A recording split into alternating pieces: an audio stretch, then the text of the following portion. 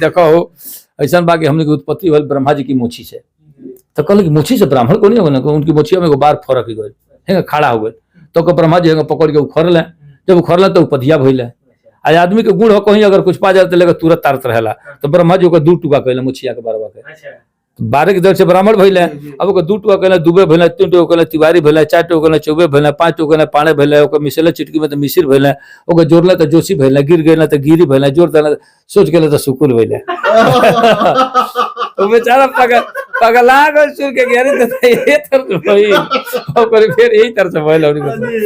अभी बात हम तो ना जानी भाई, वायरल होके का जाने का होके।